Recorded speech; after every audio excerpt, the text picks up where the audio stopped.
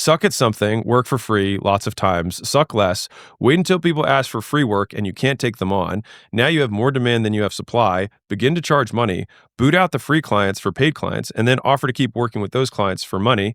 Congrats, you have a business. Alex Hormozi's core message is brutally simple. Manifestation is useless, and action is the only thing that matters. In this breakdown, we are going to extract the strategic frameworks and mental models from his conversation that are absolutely critical for anyone serious about building significant wealth.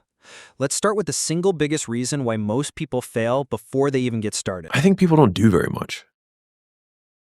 I think people do a lot of talking about doing, not a lot of doing.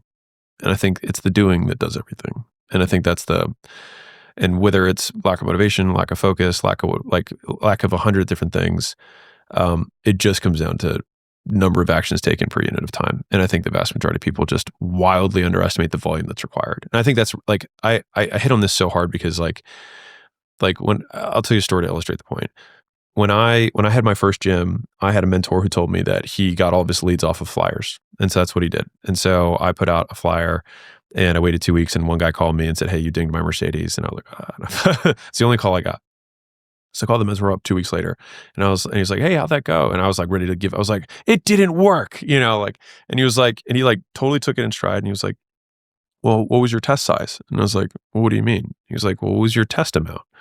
I was like, "Well, I mean, I put out 300 in total."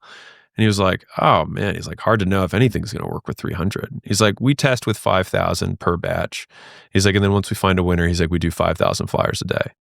And I was like, "Oh."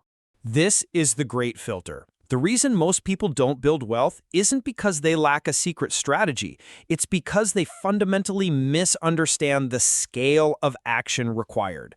They put out 300 flyers when the competition is putting out 150,000 a month. That's not a 10x difference, it's a 500x difference.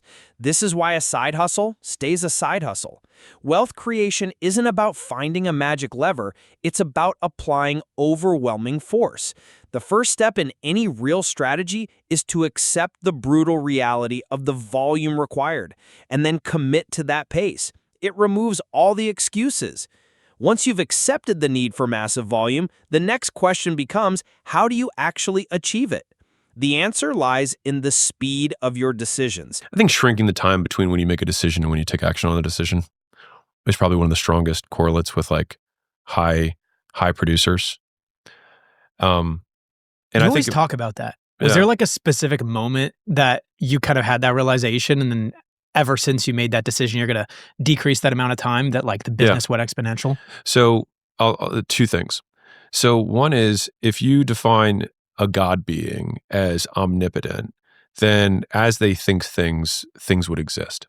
And so if someone is ultimately powerful, that means like the moment they think of it, it happens, right? And so it's like, okay, if that's the hypothetical ideal, then everything reverse from that is less and less powerful. And so if I want to be a more potent person or less impotent, then I should shrink the time between when I make a decision and when I act on that decision and try to make it into a reality. So that's number one. The second issue, or when it comes to decision making, is that the vast majority of speed, I think, that happens within a business comes down to speed of decision making. Like there are so many decisions that have to occur every single day that most of the time, and you guys experience this within your own business, it's like, the team says, "Hey, what do we do with here?" And then you're like, "Okay, let me think about that." Or let me give you give me a day or two and I'll come back to you. But this is one of the most powerful leverage points in any business. High performers don't just make better decisions, they make decisions faster. The compounding effect of this is staggering. If you take a week to make a decision that someone else makes in an hour, they are operating at a velocity that is impossible for you to compete with. They will learn more, adapt faster, and capture more opportunities. Treating decision-making as a bottleneck to be eliminated is a core principle of wealth philosophy. Most decisions are reversible. The cost of a slight misstep from a quick decision is almost always lower than the cost of inaction and delay. Shrinking that gap between thought and action is how you generate the volume we just talked about. This really connects to his next point about risk, because once you're taking massive high-speed action, you need to understand where the real danger lies. I see there's kind of like three kind of types of big type buckets of risk in terms of picking an opportunity. You've got like a product market fit risk, which is I'm going to come up with something that no one's ever done before and see if people want it. That's like an Uber. Let's see if strangers will pick up strangers in taxis. Like maybe it sounds like, it sound crazy at the time, right? So that's a product market fit risk issue. Those are, in my opinion, extremely risky. The second category are technical risk issues. So like if I just said, hey, I can come up with an AI salesperson that can take all your phone calls for you, I don't need to guess whether people are going to want that. They're for sure going to want it. The problem is how likely you can actually do it. It's the difficulty of actually solving the problem, right? The Uber thing, it's like, well, there's some technical risk there too, but will people even want this versus they want it, I don't know if I can deliver it. And then the third category is what I would say is the vast majority of business owners, which is just execution risk. There's other long-term businesses that do $100 million a year. The path is really literally in front of me. The only risk is whether I'm skilled enough to do it. That's it. This is a profoundly liberating concept. For the vast majority of people building businesses, the market is proven. The technology exists. The only variable is execution risk. It's you. Your success or failure is not in the hands of some unpredictable market force. It's a direct result of your skill, focus, and ability to do the work. This reframes the entire entrepreneurial journey. You're not gambling on an idea. You're betting on your own ability to execute a proven playbook. It's just the focus from external validation to internal skill development. The question stops being, will this work, and becomes, am I good enough to make this work? People have a very hard time defining what the hell they're talking about when we ask some of these words that are amorphous. And so I have, by and large, just removed them from my vocabulary so that I can describe the observable. And it has been probably the single most productive thing that I have done in my career. And so is it a small hill? It is probably the only hill and the main hill that I will die on, which is that behavior rules everything. And you have a history of past, reinforcers or punishers for a set of behaviors, and you repeat them in the future. And that's the only thing that I will say about why someone does something. You've been rewarded in the past for reaching out to people for doing things. And it can be cross-domain. So it's like maybe you reached out to girls and they was able to jump into business, and you were able to reach out to business owners. So it was cross-domain. Girls, though. Well, Absolutely, I know that. I know. It's still hypothetical. Obviously not Jack. Please But but you get the idea of it's across, but those are just sets of skills. Those are behaviors. And so focusing exclusively on behaviors and unbundling terms that are amorphous has been, I think, the key to my ability to communicate to people, train staff, and kind of enlist people to where we're trying to go. So if it all comes down to your ability to execute, how do you actually improve that skill? Hormozi gets to the very root of this by attacking the fuzzy language we use to describe performance. There's four elements of value as I've kind of defined it in the book, the $100 million offers book. So you have the dream outcome, right? Which is what am I actually going to give this person? Every product is a dream outcome, every service is a dream outcome, which is what's the thing that they want to have happen? Okay, cool. So that's going to be our baseline in terms of value. Like if I'm going to help somebody make an extra $1 million a year or $10 million a year, that's going to be a baseline. But there's still going to be a discount that's applied to that. And there's basically three factors that apply to that discount. Number one is how fast is it going to happen?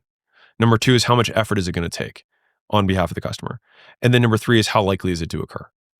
And so fundamentally, those are the elements of value that are either multipliers or detractors of what you can ultimately charge a customer for whatever it is that you sell. So how do I make it fast? How to make it easy? And how to make it risk-free? This right here is the meta skill. The reason people fail at execution is they can't define what execution is. They use amorphous terms like be more confident or have a better mindset, which are completely unactionable. You cannot execute on a feeling. Hormozi's strategy is to translate every goal into a set of observable, physical behaviors. Confidence becomes make eye contact, speak at this volume, and present a plan with 3 options. This is the operating system for personal and organizational change. You can't improve what you can't define. By focusing only on behavior, you eliminate the ambiguity and self-deception that holds people back. This is how you systematically build skill and improve execution. Nowhere is this clear systematic thinking more important than in the construction of your core business offer. Suck at something, work for free lots of times, suck less, wait until people ask for free work and you can't take them on. Now you have more demand than you have supply, begin to charge money, boot out the free clients for paid clients, and then offer to keep working with those clients for money. Congrats, you have a business. So I Like- will say, I agree with that. Yeah, right. Now, here's a counterpoint to that. Yeah. It is hard to take people from free Yeah. to paying for a service. Totally. What is your way around that? Well, it depends. So it depends on how high value the service is, number one. And number two is we start with free because you need to get reps because you probably suck. Mhm. And so it's like you're really getting free feedback from people that otherwise like shouldn't because you will be terrible.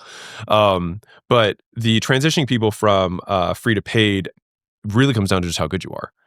This is the blueprint for creating a product or service that prints money. It's not about marketing hype. It's about engineering value. By breaking down value into these 4 components, dream outcome, speed of delivery, effort required, and likelihood of success, you turn offer creation from an art into a science. Your job as an entrepreneur isn't to hope people buy. It's to systematically improve these 4 variables until the customer feels stupid saying no. How can you deliver the result faster? How can you make it easier for them? How can you de-risk the purchase with guarantees or proof? This framework forces you to focus on what the customer actually values, which is the foundation of any successful business.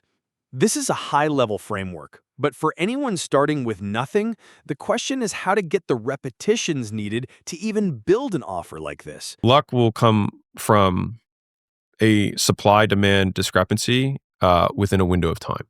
And so where there's a huge amount of demand and a small amount of supply, and then you happen to be one of those people who gets in on that. Now, that being said, part of that is like recognizing opportunity. And so like to what degree is that luck? You know, I think the question of whether it's luck or not is whether you can repeat it. So I'm curious where those opportunities are today, because it seems like every few years, in hindsight, you could look back and be like, that was the best time to do that. Yeah. What's going on today that people aren't recognizing the potential in? I think there's micro and macro opportunities. So like from the macro perspective, I think we've had like 3 big ones. So at least in my lifetime. So it's like we've had internet, which is like kind of opportunity number 1. Opportunity number 2 is kind of like Web 2.0, which is social. And then opportunity 3 is AI now. So there's the 3 macro ones. Now, underneath of that, it's kind of like, well, Facebook ads was kind of like an opportunity kind of like within that. And then like Google search was an opportunity. Like all of those are kind of like kind of like micro opportunities. Like I think like TikTok shop right now. This simple progression destroys the "I don't have experience" excuse that paralyzes so many people. The core principle here is that when you have no capital, you trade your time for leverage. You aren't just working for free. You are buying skills, testimonials, and case studies, assets that are essential for building a real business. The key is to generate so much demand for your free work that you create scarcity. That scarcity is what gives you pricing power. It flips the dynamic from you asking for a chance to them asking to pay you. It is the most direct path from having zero leverage to having a profitable business. Once you have the skills in the offer, the final piece of the puzzle is knowing where to apply your efforts for maximum impact.